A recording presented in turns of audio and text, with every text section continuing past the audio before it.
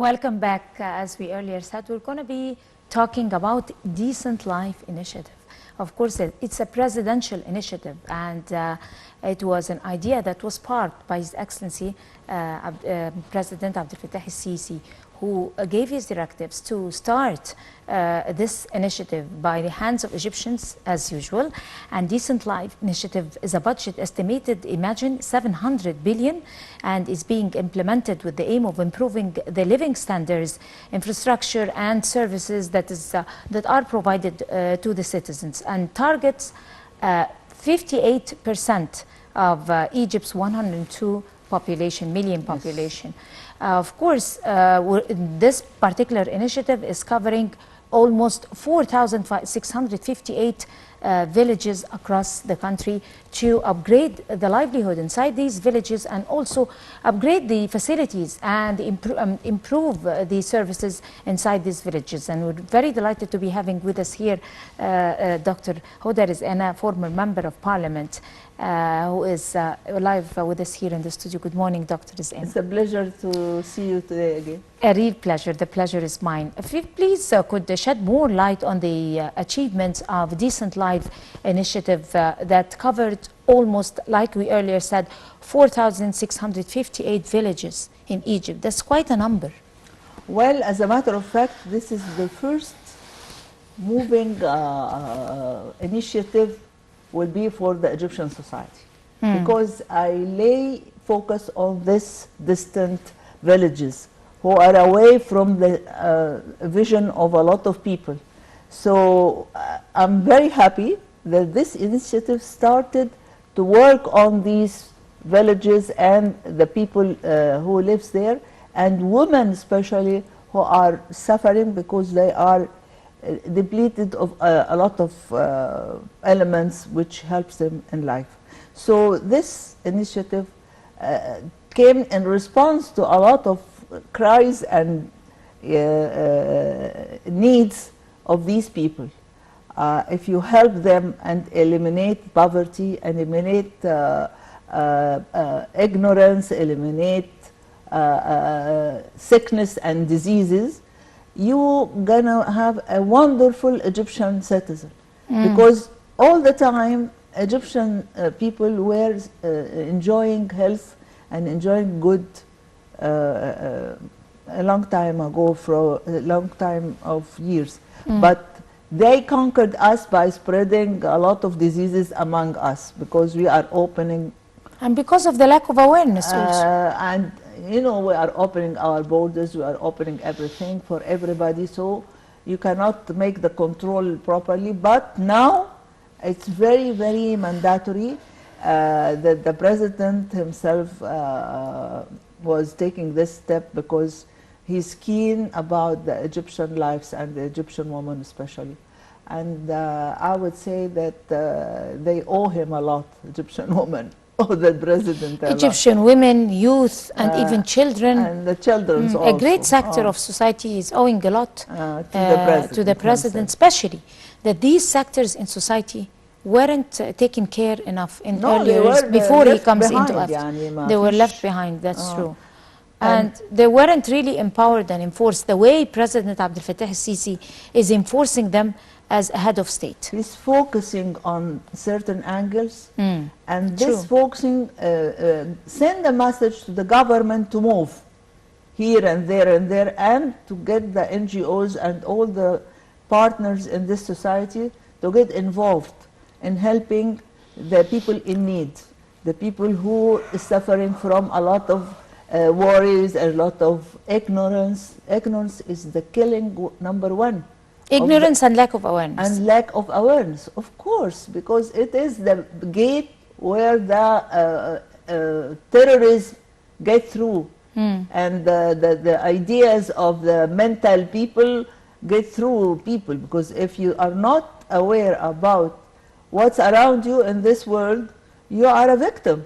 And you can be easily manipulated. So exactly. But you raised a very important point, which is the ability of the Egyptian leadership that is personalized in President Abdel Fattah el-Sisi, his directives and his method of thinking and his system is to be able to gather around him the civil society, the institutions, the governmental efforts. I mean, every member of the nation, in every institution, every member of the society in the nation, they collaborate together under one umbrella, which is serving the society and serving Egypt.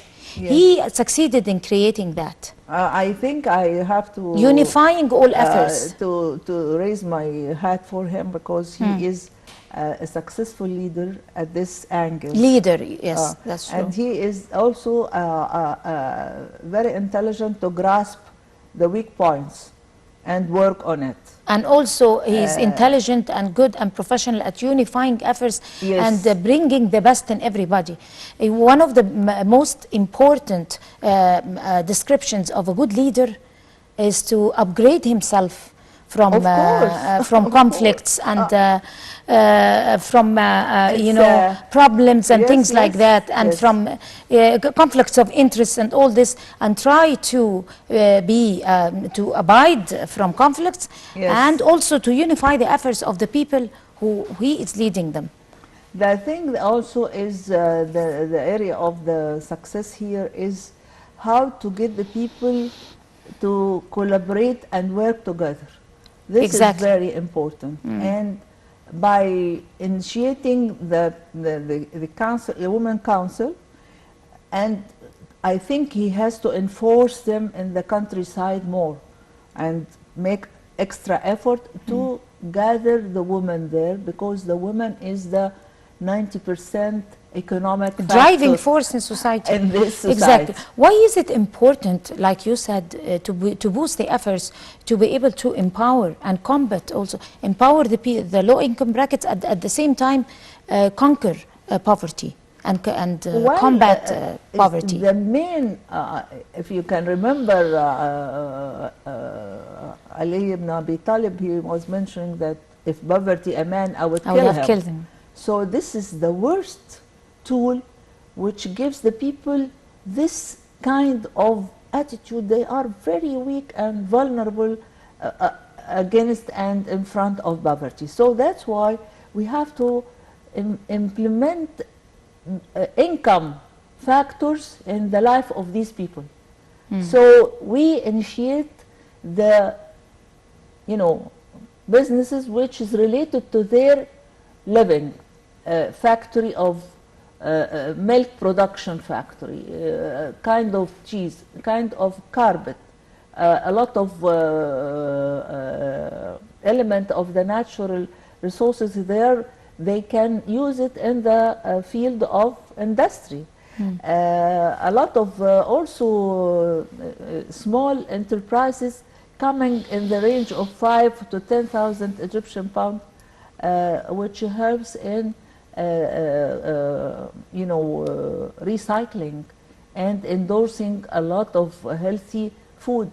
You cannot imagine the resources in the countryside. It's very rich, and you can use it many times. The hay of the hay of the rice, and that's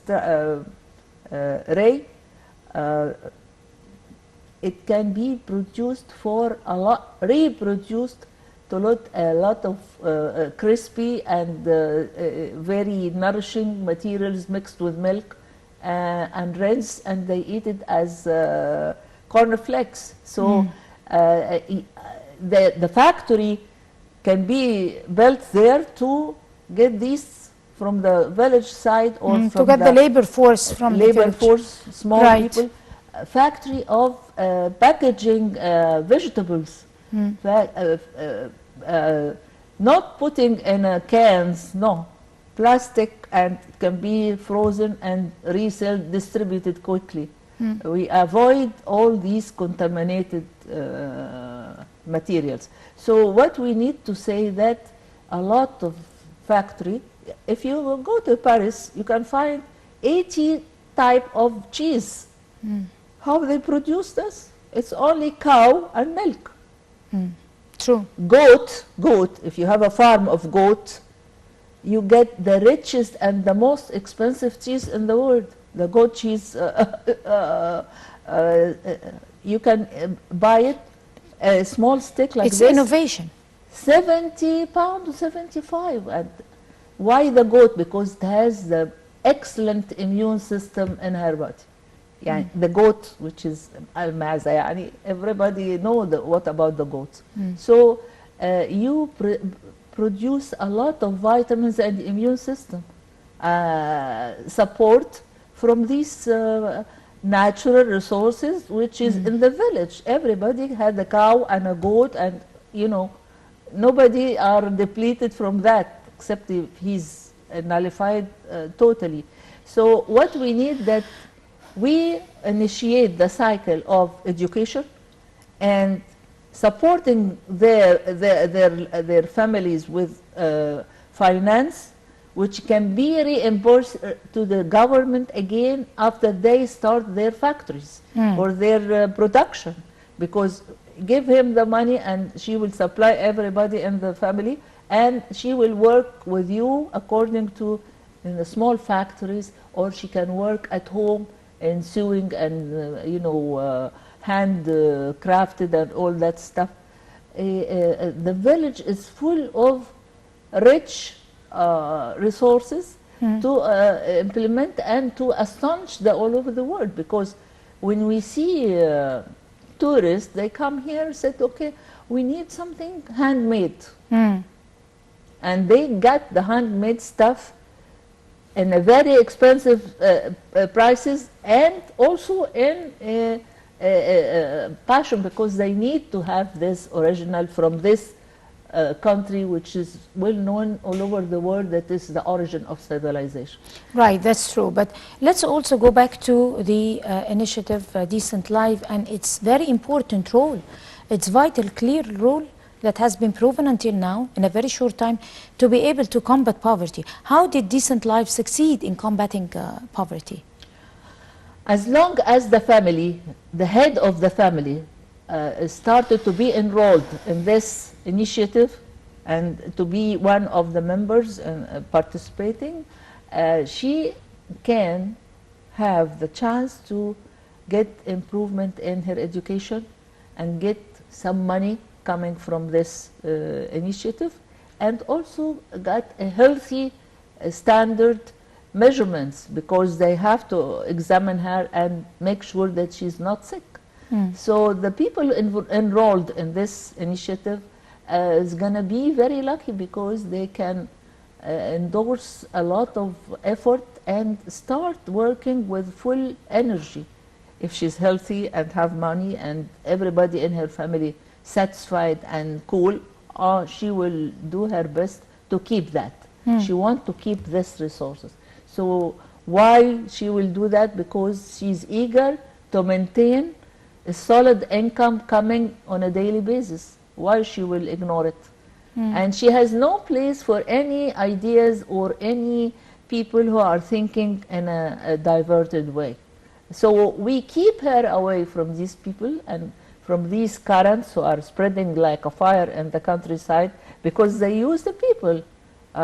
She comes to her or he comes and said, okay, nobody cares for you, nobody take care of that.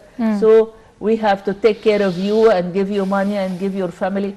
So this is the wave where the terrorist groups comes through our society, or especially the women. So we have to work on the woman's side very strongly and very sharp, with follow-up according to the international scales. Right. Also, let's talk about the role of Decent Life developing other important sectors like the educational file, for example, sector, and the service sector, and the health sector, for example. Of course, we know that the health sector has been initiated by President Abdel Fattah al-Sisi earlier before through 100 million lives, and also the other campaign, health campaign for the lives, health of women and children. Woman, yes. So this was done earlier by President Abdel Fattah al-Sisi and achieved great success. It almost expanded to Africa, to the rest of Africa. But let's talk about Decent Life. How did it carry the footsteps of President Abdel Fattah al-Sisi's earlier initiatives and continued in the Egyptian villages? I think it was a very successful movement that we started this a few months ago, but we have to hurry up and make achievements, because on a yearly basis we have to get an outcome out of this initiative, and make the United Nations all over the world, you know, what we are doing here. So what we can say that women are ready if you go and help her. If she is educated, she will be marvelous, and she will be first aid in supporting this country. And if she's healthy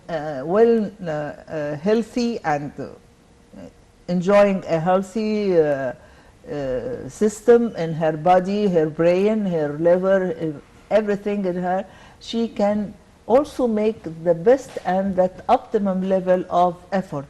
So health and education, these are the main pillars which gives you money. Money will come from you very easy, because if you are healthy, you wouldn't say, no, I cannot participate. If you are educated, or if you are ignorant, you can't understand what we are talking about. If I am given my full rights, yes, which and is, if you have a full right, if I'm given my full rights as a citizen, I'll be able to give my homework and this mission. Is a very important point you raised. And this right is what now. President Abdel Fattah al-Sisi have been saying.